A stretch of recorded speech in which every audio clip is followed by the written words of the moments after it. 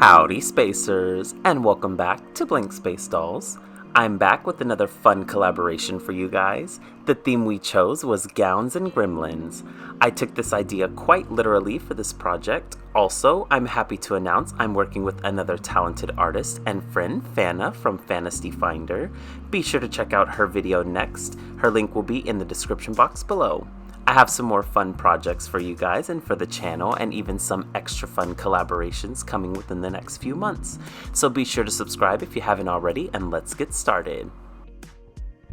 As a base for this project, I'm going to use the Witch variant of the Create a Monster line, and you can see here that she does have the green skin, which I quite enjoyed because the Gremlin herself, she does have green skin as well, so I kind of wanted to keep with that theme.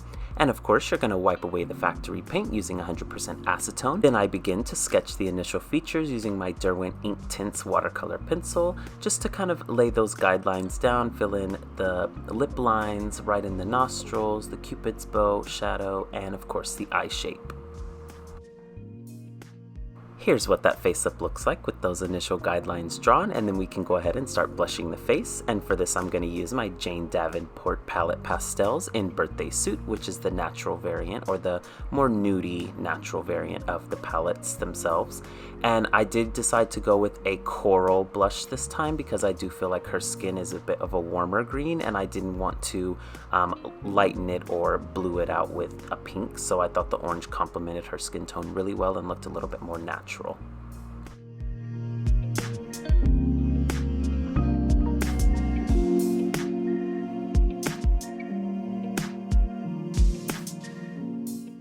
Then I go in with my tried and true General's Pastel Chalk Pencil in white. I use this in every single video. If I'm using a white pencil, it's probably this one, and I just use that to fill in the sclera portion of her eye and begin adding highlights on her eyelid and right on her cupid's bow. Then you can seal that layer with Mr. Super Clear Sealant.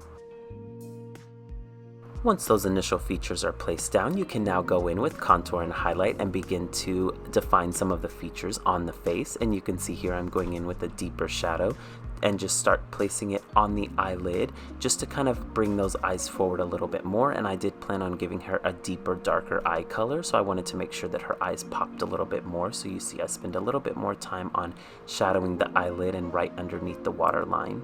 And begin to fill in the lip color using my Spetrum Aqua blend in Current.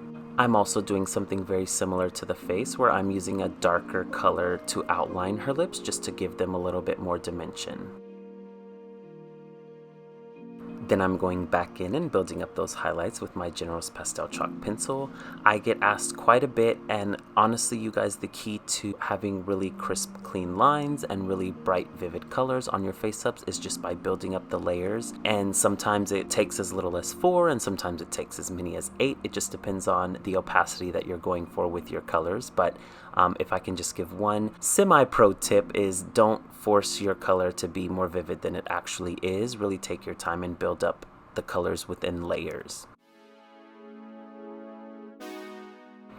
And you'll see as you build those colors up, you'll end up with the result similar to this one. Although I do want her to have a darker eye for this project, I do decide to still go in with my Fossil Gray by Spetrum Aqua Blend, and this is just going to add back highlights to the actual iris colored portion of her eye without making it feel too intense and deep.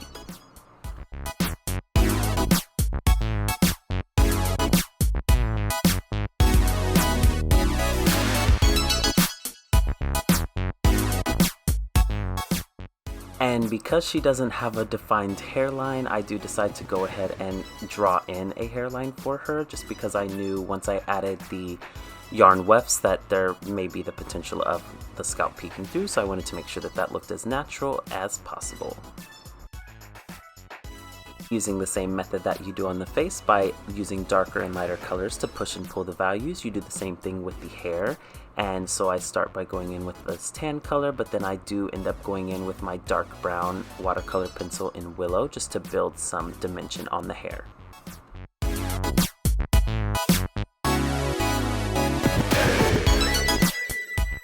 To fill in the center portion of the lips, I'm going to go in with my Spetrum Aqua Blend watercolor pencil in the color Ruby Red, and that's just going to give the lips a little bit more dimension. And of course, I feel like I've said this multiple times throughout the video already, but continuing to build up those colors and push and pull the values is how you're going to come out with the best, most well executed face up you possibly can.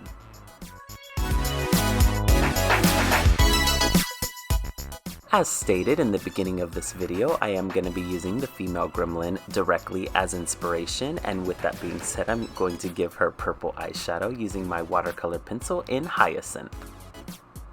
Then you want to seal that color in one more time before I go in with my FolkArt acrylic paint in warm white and begin bringing her to life, putting in her eye shines. I also wanted to add some extra detail, so I add shine to her lip as well, but then we can give it a final coat of Mr. Super Clear UV Cut Flat Sealant, and we're ready to move on to the outfit.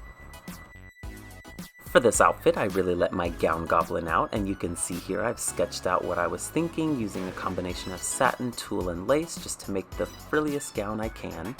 You can see here I'm layering the Polka Dot Tulle over the white cream satin, and I'm going to cut out 2 rectangular shapes to act as the base of the dress.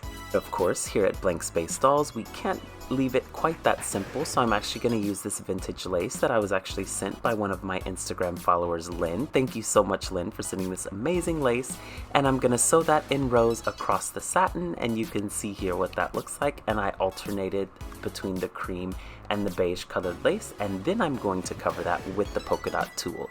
Go ahead and do a simple stay stitch at the top seam to connect those fabrics together, and then sew a seam down the back, and then you can trim all of that excess fabric so that way it doesn't bulk up under the waistline. Once the trimming is complete, you want to go ahead and sew another gather stitch across that top edge, and then you just want to pull it to gather it, and that's going to create the base of your skirt. Moving on to the top of the dress, I'm going to be using this pattern by the amazing Eliza at Moonlight Jewel from her Sewing Book Volume 2, and it's supposed to be like a waist corset belt, but I actually used it as a halter top, and you can see here I'm actually going to cut it out as one pattern piece by transferring the pattern piece to a sticky note and then cutting around that, but you'll see I also cut a bit of a shape in the back just to mimic that shape that was not able to be taken in at the C-seams. Then I transfer that pattern piece to this faux leather, and I'm actually going to use both sides and just have a center seam so you can see here that it's a mirrored image of itself. Then I just draw some decorative lines that I'm going to follow with my sewing machine, and I'm going to actually cover the leather portion in this satin fabric that I used for the skirt just to make it a little bit more structured. And then you can go ahead and place that skirt on the doll and tie off those gathering threads, and then you'll also see the halter top that we've completed right here. And I used a ribbon just to tie it around the neck. And I had this extra piece that was in my original sketch that I wanted to use, and I just couldn't make it work for this custom, so I omitted it, but I was very sad because I really wanted to use it. Now that the outfit is basically done, let's start on the hair, and for that I'm going to be using this roving yarn by Retro Dolls US in the color Egypt. I make wefts off camera, and I'm going to follow the base of the hairline at the back in straight lines all the way around until I get to the top, and at the top is where I'll start to curve and do some of the reversed wefts by placing the weft forward so it folds back, if that makes sense. And I do not flat iron this hair because I do want it to have a little bit of volume and texture, and I'm going to add to that by using these foam rollers and Tresemme hairspray. I found that this is probably the best for yarn hair, and it still dries stiff yet malleable. Once the rollers are removed, I then use these duck clips to kind of hold the wave shape that I want and kind of start to attach those different areas of the hair together. And you see here it looks a little bit strange and a little bit ugly, but of course everything always has to go through the ugly phase in doll customizing before it comes out beautiful. And I just play with it, and I kind of play with the curls, spray it, use my toothbrush to kind of smooth some of the hair out, and continue to figure out what style I want to use before deciding on actually giving her a headscarf to add to the glamour. Also, I don't actually use my toothbrush. I have an extra toothbrush that I use solely for doll customizing. Here's the headscarf I mentioned in the previous clip. All I did was cut out another rectangular shape out of this polka dot tulle, and I seamed it, turned it inside out, and then ironed it flat so that way it seemed like a double layered scarf. And I'm just trying to decide how I want to tie it around her head and what's going to look the best. And of course I got to go in and finish these edges before I'm done. Wrap it around her hair and begin to style the hair within the scarf so that way it still looks voluminous and you don't lose any of that curl pattern. It was at this point in the custom I felt like she was feeling a little bit boring, so I decided to add these paper flowers to kind of add another pop of color to the outfit and make it feel a little bit more complete, and I chose to go with this pink paper one and placed it right above her ear. And I did add a smaller version of it just to add a little bit more dimension to that floral area before going in, and let's add those beautiful lashes. And of course, to add those beautiful lashes, I'm going to be using these angle pointed tweezers. And what I do is when I peel the 3D lashes off of their actual backing, I try and keep some of the stickiness on the start and the end of my lash just to help me place it a little bit more securely before adding the glue to secure it permanently. Then gloss those lips using my Tamiya color acrylic paint in clear gloss. I grabbed these purple pink toe heels out of my stock box and used that same warm white acrylic paint to paint them, and I chose these because I thought that once they were painted white they would kind of mimic the same pattern that lace creates occasionally in fabric, and lo and behold I was actually right. I think they look really cool in white. And here you can see what that looks like once you've gotten 3 layers of white paint put on there. And I'm going to use my FolkArt acrylic paint in antique gold just to add a little bit of gold fading and ombre to the heel portion.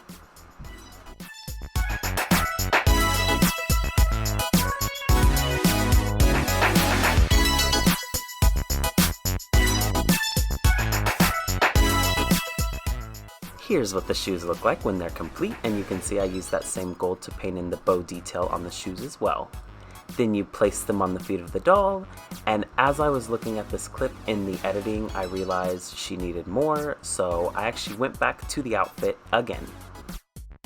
In true blank space fashion, I realized she had no crystals, so what's the equivalent to a crystal? Beads and pearls, so that's exactly what I'm going to be adding to the bodice portion of her dress. I just felt like the satin was so white compared to the cream with the tulle overlay, so I went ahead and embellished it with pearls. And I just followed the guidelines that I had sewed on earlier and sewed straight lines all the way across the center portion of the bodice.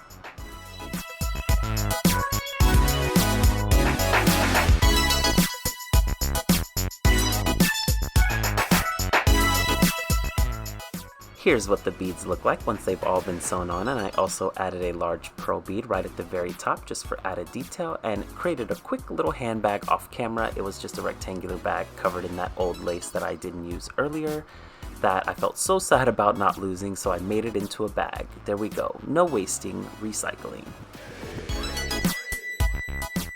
Now finally, let's take a look at the final photos.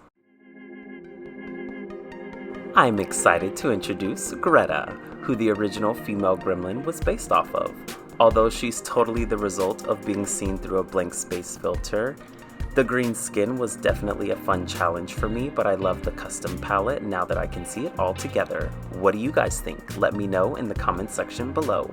A special thank you to my friend Fana for this amazing collaboration, and be sure to watch her video next. I know I will. Are you interested in seeing more of my customs? Then be sure to hit that subscribe button here on YouTube, but you can also follow me on Instagram at @BlankSpaceDolls, where in my world there's always a blank space. Let's customize it together. Until next time, Spacers, see you soon.